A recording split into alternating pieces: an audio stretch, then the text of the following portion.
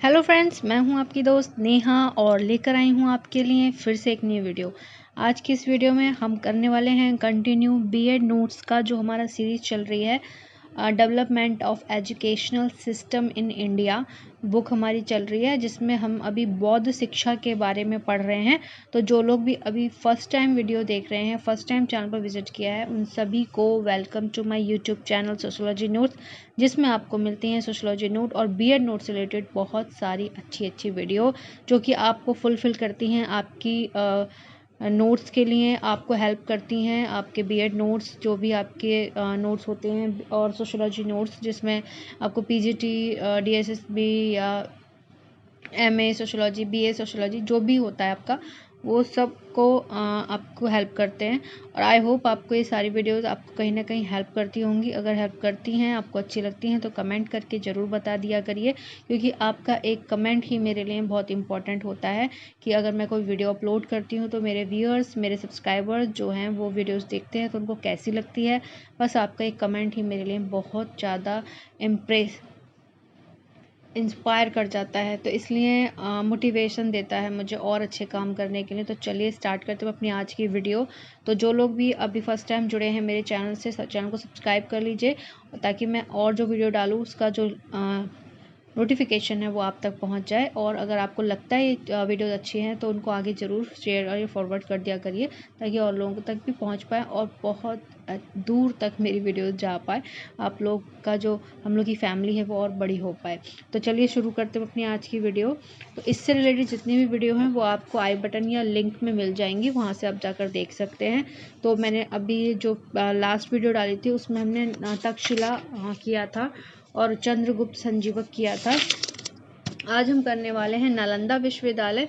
तो ये सब बीएड नोट्स में बौद्ध शिक्षा चल रहा है, और इससे पहले जो मैंने बुक ख़त्म की है वो हमारी learning teaching and learning process, जो development of teaching learning process ख़त्म हुई थी।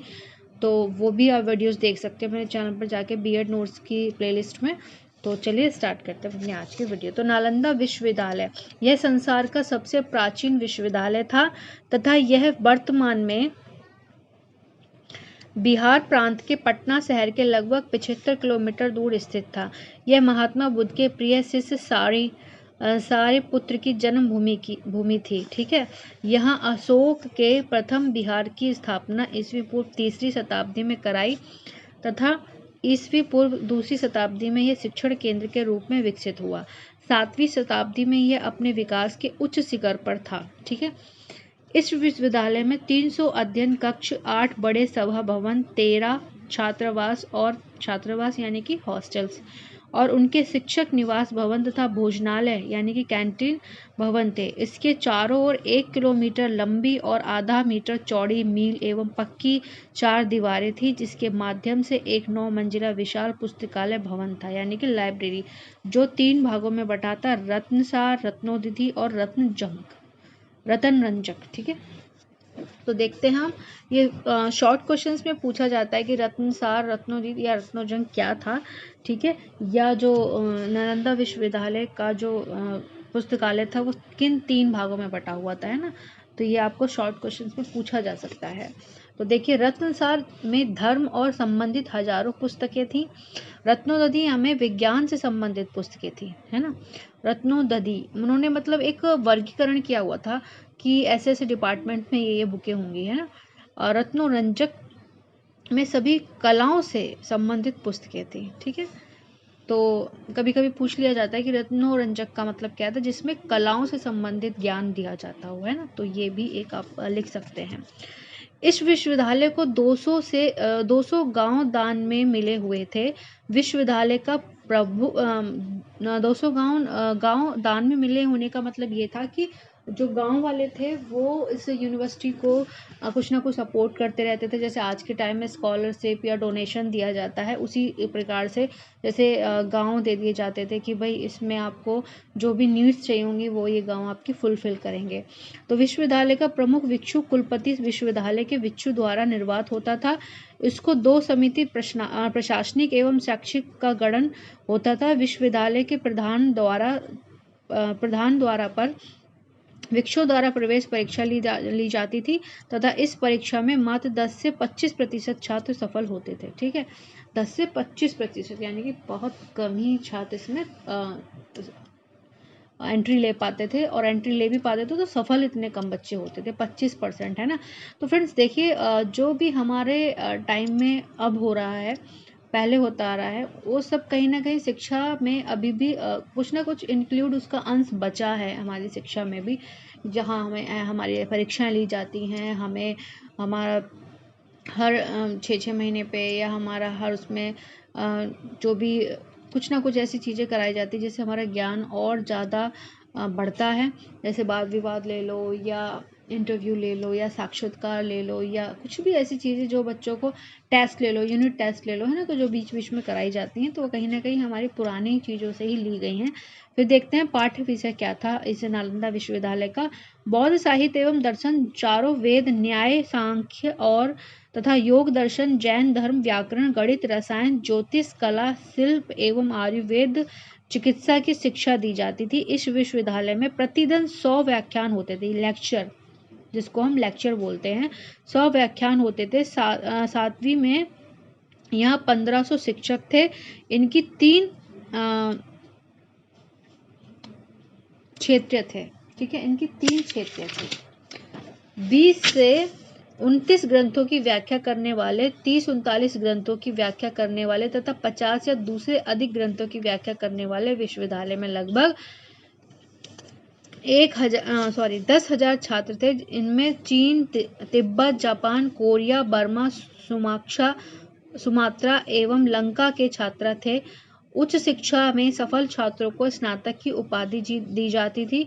नालंदा, देखा आपने, नालंदा विश्वविद्यालय में कितने दूर दूर की, कितनी अच्छी अच्छी कंट्रियों के बच्चे भी पढ़ते थे। स्नातक की उपाधि दी जाती थी। नालंदा विश्वविद्यालय में 12वीं शताब्दी के अंत तक एक अंतर्राष्ट्रीय विश्वविद्यालय के कार्य रूप में था। 1250 में कुतुबुद्दीन ऐबक ने दिल्ली की गद्दी पर बैठते ही अपने सेनापति बख्तियार खिलजी द्वारा इसे नष्ट कर दिया। अब इसके अवशेष ही इसकी गाथा के प्रतीक हैं। ठीक है, जो कि बहुत ही घटिया काम किया था उन्होंने, मतलब इसको खराब कर दिया, मिटा दिया कि भाई हो सकता है उनको ये सब चीज़ें पसंद ना हो। फिर देखते हैं, अच्छा ये भी शॉर्ट क्वेश्चन में पूछा जाता है कि किसने नालंदा विश्वविद्यालय को ख़त्म किया था। तो कुतुबुद्दीन ऐबक ने दिल्ली की गद्दी पर बैठते ही अपने सेनापति बख्तियार खिलजी द्वारा, है ना, किसके द्वारा, बख्तियार खिलजी द्वारा। फिर आता है आपका बल्लवी विश्वविद्यालय। बल्लवी विश्वविद्यालय, यह विश्वविद्यालय भारत के पश्चिमी में वर्तमान गुजरात प्रांत के काठियावाड़ में निकट स्थित था। गुप्त काल में नालंदा विश्वविद्यालय के प्रतिद्वंदी के रूप में, प्रतिद्वंदी, सॉरी फ्रेंड्स, यहाँ पे प्रतिद्वंदी लिखा था, उस टाइम मेरा पेन नहीं चल रहा होगा तो ये नहीं लिख पाया। ये मेरे बीएड के नोट्स हैं जो कि मैंने खुद बनाए थे। जब मैम हमारी क्लास में लेक्चर ले रही थी तो नोट्स बनवाती थी, तो हम लोग नोट्स बनाते थे, और ये नोट्स प्रॉपर तभी बनाने होते थे, तो जल्दी जल्दी में बनते थे। प्रतिद्वंदी के रूप में वल्लभी विश्वविद्यालय की स्थापना हुई। मैत्र राजाओं की राजधानी था। मैत्रक राजकुमारी द्वद्वा ने यह प्रथम विहार बनवाया था। इसके बाद धीरे धीरे यहाँ 100 विहारों का निर्माण हो गया।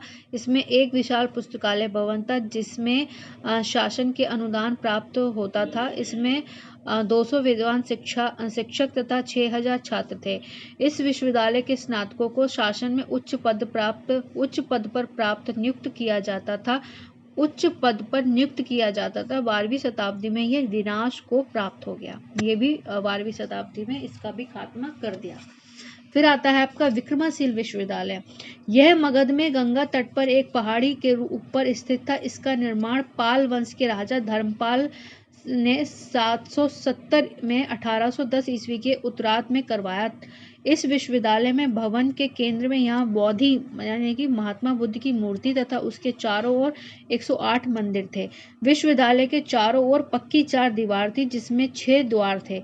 एक विशाल पुस्तकालय, अध्ययन कक्ष, सभा भवन, शिक्षक निवास भवन एवं छात्रावास थे। यहाँ के अनुवादकों ने बौद्ध ग्रंथों का अनुवाद चीनी भाषा में किया। इसके 6 द्वारों पर भिन्न भिन्न विषयों के विद्वान रहते थे, जिसमें 108 भिक्षु शिक्षण कार्य करते थे। ठीक है,